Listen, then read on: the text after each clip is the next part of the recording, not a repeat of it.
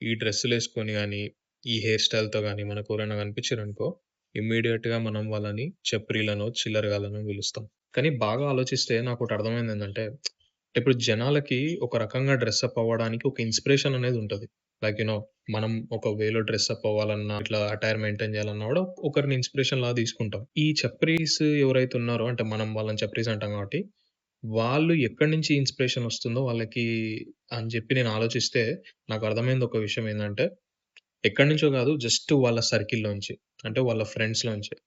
ఒకడు స్టార్ట్ చేస్తే దాన్ని ఫాలో అవుతూ ఇంకోడు, దాన్ని మించి ఇంకొకడు, దాన్ని మించి ఇంకొకడు అట్లా డ్రెసప్ అయ్యి, వాళ్ళ సర్కిల్ వాళ్ళకంటే నేను బాగా డ్రెస్ ఏసుకోవాలనే రేంజ్‌లో ఒక్కొక్కడు ఒక్కొక్క స్టైల్ ట్రై చేస్తారనమాట. అది మనకి చప్రీలాగా అనిపిస్తది. అంటే దీన్ని బట్టి ఏమర్థమవుతుందంటే, నీ సర్కిల్ ఎట్లుంటదో నువ్వు గూడా అట్లనే బిహేవ్ చేస్తావు. నీ సర్కిల్‌ని బట్టే నీ మైండ్ సెట్ ఉంటది. నీ సర్కిల్‌ని బట్టే నీ థాట్ ప్రాసెస్ ఉంటది. అంటే మన చుట్టూ ఉన్న జనాలే మనని ఇన్‌ఫ్లుయెన్స్ చేస్తారనమాట. అందుకనే maintain a good circle. Maintain a good relationships.